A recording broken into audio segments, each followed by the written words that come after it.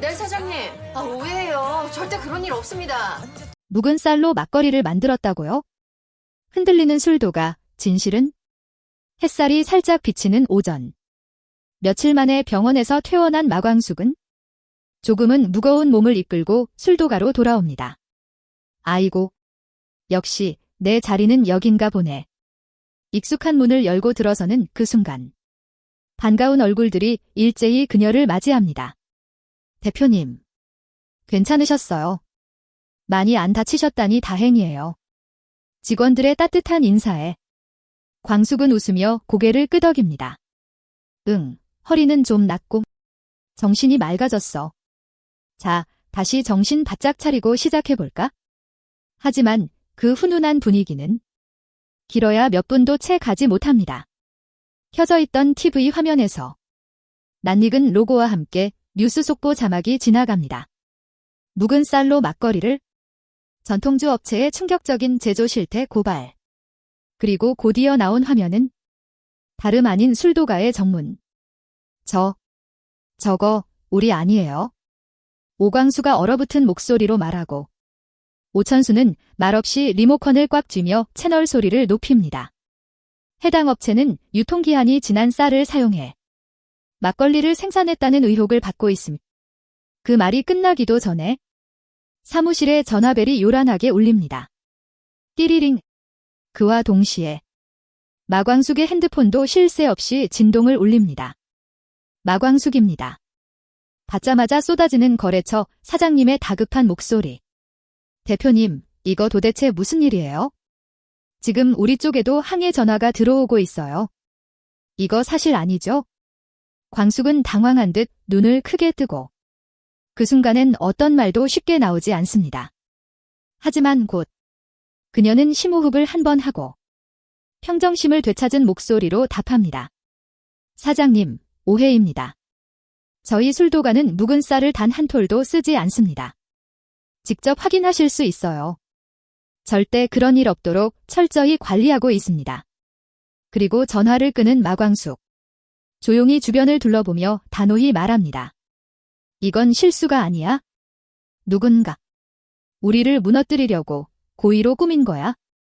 사무실 안의 공기가 하루아침에 뒤바뀐 믿음과 불안으로 가득 찹니다. 하지만 마광숙의 눈빛은 흔들리지 않습니다. 그녀는 조용히 하지만 단호하게 외칩니다. 우린 반드시 진실을 밝혀낼 거예요. 그리고 그 사람 반드시 찾아낼 겁니다. 교수님 사랑해. 다물어! 애 딸린 이혼남이랑 결혼이라도 할 거야? 나 한결이랑 결혼 안 해요. 내가 좋아하는 사람은? 어느 흐린 오후. 창밖 하늘처럼 돋꽃세리의 기분도 잔뜩 가라앉아 있습니다. 거실 소파에 웅크린 채 아무 말 없이 핸드폰만 만지작거리는 세리. 밥상 위엔 한 숟갈도 건드리지 않은 반찬들만 가지런히 놓여 있습니다. 장미애는 젓가락을 내려놓고 딸의 얼굴을 빤히 바라봅니다. 세리야, 너 요즘 너무 말이 없다. 밥도 안 먹고 무슨 일 있는 거야? 세리는 그저 고개만 푹 숙이고 대꾸하지 않습니다. 하지만 그런 딸의 모습에 장미애의 마음엔 걱정이 점점 쌓여갑니다. 오범수 교수 때문이니?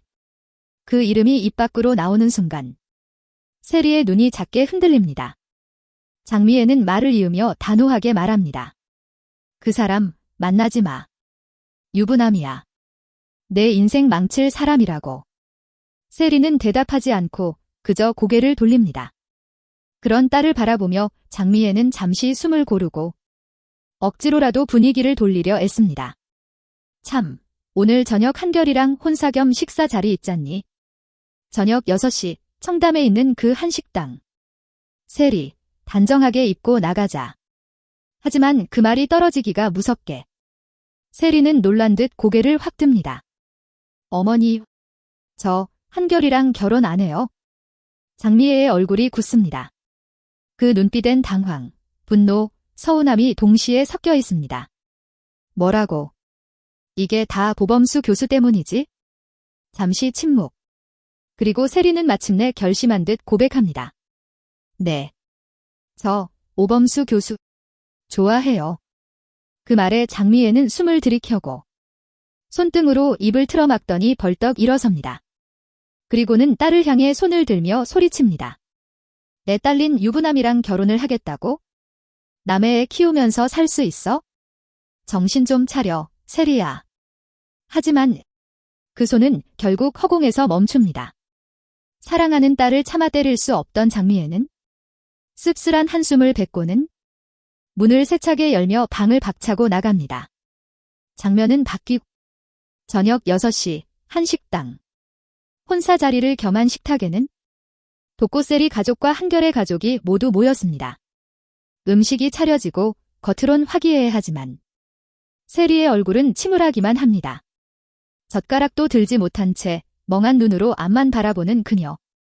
그 모습을 본 한결의 아버지 한동석 회장은 조심스럽게 말을 겁니다. 세리 양, 괜찮아요. 요즘 힘든 일 있어요. 하지만 세리가 대답하기도 전에 장미애가 먼저 나섭니다. 아, 아닙니다, 회장님. 요즘 학교 조교 일 때문에 피곤해서 그래요. 몸은 괜찮습니다. 세리는 그 말에도 아무 반응을 하지 않고 그저 말없이 물컵만 만집니다. 얼마나 시간이 흘렀을까? 그 순간 세리는 조용히 자리에서 일어섭니다. 죄송합니다. 저 이 결혼 못하겠습니다. 모든 시선이 그녀를 향하고 장미애는 얼어붙고 한결도 충격을 감추지 못합니다. 죄송해요. 정말 죄송합니다. 그 말만 남기고 세리는 자리에서 황급히 뛰쳐나갑니다. 그리고 그녀가 향한 곳, 오범수 교수의 연구실 앞. 문을 두드리려던 손이 망설이다. 결국 그녀는 문을 엽니다. 오범수 교수는 놀란 얼굴로 고개를 듭니다. 세리 씨. 그 앞에 선 독고세리는 붉어진 눈으로 말합니다. 저 교수님 좋아해요. 그 누구보다. 진심이에요. 교수의 눈동자가 떨립니다. 한순간 멈춘 듯한 공간 속에 두 사람은 마주 섭니다. 무슨 남자가 이렇게 겁이 많아요? 웬일이세요? 불침번 서러 왔어요. 불침번이라더니 한 침대라니. 어두운 밤. 빌라 옥상에선 낡은 철문이 삐걱 소리를 내며 열립니다. 그리고 그 순간 우당탕. 뭔가에 놀란 듯 뒤로 벌러덩 넘어지는 남자. 술도가 셋째, 오흥수입니다.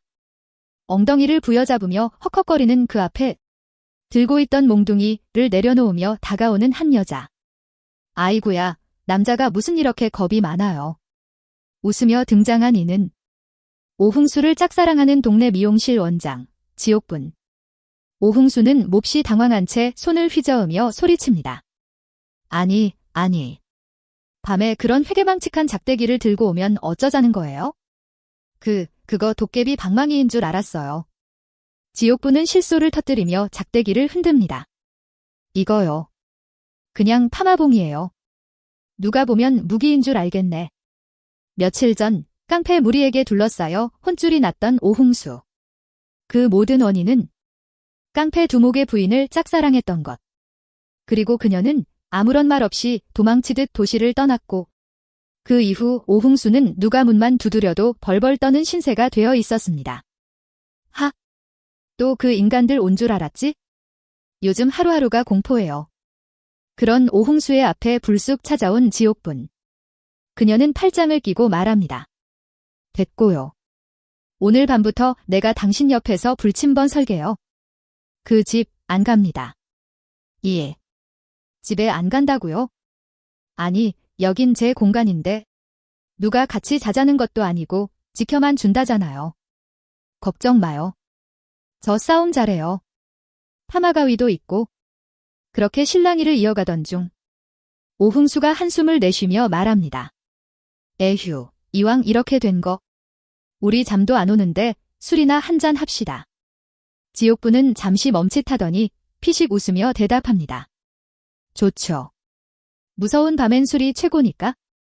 이내 오흥수의 작은 테이블 위엔 소주병이 하나, 종이컵 2개가 나란히 놓딥니다.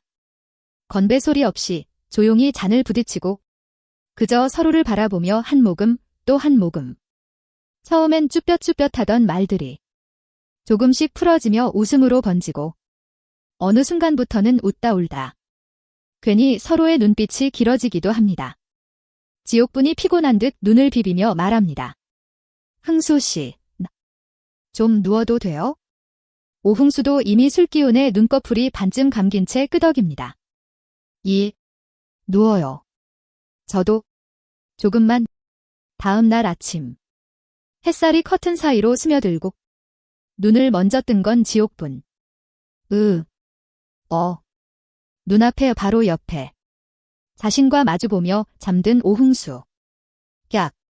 같은 시각. 오흥수도 눈을 뜨고는 얼어붙습니다. 와, 이게 무슨 상황이에요? 서로를 본 순간 동시에 이불을 걷고 벌떡 일어납니다. 그리고는 말도 없이 각자 반대 방향으로 고개를 돌립니다. 지옥분은 얼굴이 새빨갛게 달아오른 채 입술을 꾹 깨물고 그 상태로 헐레벌떡 도망치듯 빌라 대문을 박차고 나갑니다. 그 순간 밖으로 나오는 지옥분의 입꼬리가 슬쩍 올라갑니다. 그래도 나쁘지 않았네. 첫사랑처럼 설레는 듯한 미소. 반면 집안에서 멍한 얼굴로 그 자리를 바라보는 오흥수. 대체 방금 뭐가 어떻게 된 거야? 놀람과 당황, 그리고 어이없음이 뒤섞인 표정. 둘의 표정이 극명하게 엇갈리며 장면은 마무리됩니다. 까지 진실을 밝힐 것을 약속드립니다. 막걸리 앞에서 무너진 그녀, 그리고 그를 만나다.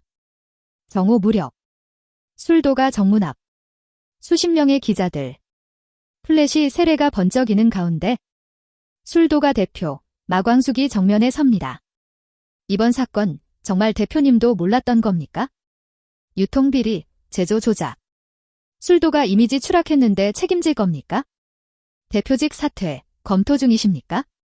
카메라 렌즈들이 그녀를 파고드는 가운데 마광숙은 굳게 입을 다물고 있다가 결심한 듯 또렷하게 선언합니다. 술도가의 명예와 존망을 걸고 이번 사건을 조작한 범인을 끝까지 찾아 진실을 밝히겠습니다. 순간 카메라 플래시가 폭발하듯 터집니다. 그녀는 고개를 깊이 숙인 채 경호원의 안내로 급히 검은 차에 올라탑니다. 차 안. 덜컹거리는 창밖을 멍하게 바라보던 순간 울리는 휴대폰. 한동석 회장님이라는 이름이 뜹니다. 회장님, 광숙 씨, 지금 어딥니까? 기자들한테 그렇게 둘 수는 없어요. 우리 회사로 와요. 당장. 한동석 회장실. 한적하고 넓은 사무실 문이 열리고 지친 얼굴에 마광숙이 들어섭니다. 그녀의 눈빛은 얼이 빠져 있습니다. 그런 마광숙에게 한동석은 조용히 물 한 잔을 건네며 말합니다. 힘들어도 견뎌요. 지금 흔들리면 누가 술도가를 지켜요. 그 말에 마광숙은 고개를 끄덕이며 애써 미소 지어 보입니다. 늦은 오후. 다시 걸려오는 전화. 대표님.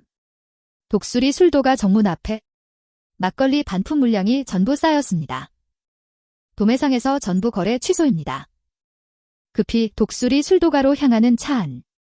옆자리에서 운전하는 한동석은 아무 말 없이 그녀를 바라보다가 가볍게 고개를 끄덕입니다. 도착하면 제가 옆에 있을게요. 독수리 술도가 정문. 트럭에서 내려진 수십 박스의 막걸리. 거래 취소, 반품 스티커가 덕지덕지 붙어있는 상자들. 그 앞에 선 마광숙. 숨죽이고 막걸리 상자들을 바라보던 그녀는 마침내 무릎을 꿇습니다. 양손으로 상자를 감싸 안고 애써 참고 있던 눈물이 폭발하듯 터집니다. 이게 우리 술도가가 지켜온 술이었는데, 이게 술도가의 정신이었는데, 오열하는 그녀를 바라보던 한동석. 조용히 다가와 말없이 그녀를 끌어안습니다. 마광숙. 이제부터는 나도 같이 싸울 겁니다. 혼자 지지 마요. 내가 도와줄게요. 그 말에 마광숙은 어깨를 들썩이며 울음을 멈추지 못하고 그 품에 안긴 채 끝내 고개를 떨굽니다. 잠시 후 한동석은 누군가와 전화 통화를 합니다. 정색을 한 채 말합니다. 지금 그 영상 누가 제보했는지 알아봐요. 그 프로그램 PD와 연결해줘요. 뒤에서 누가 술도가를 무너뜨리려는지. 난 그냥 두지 않을 겁니다.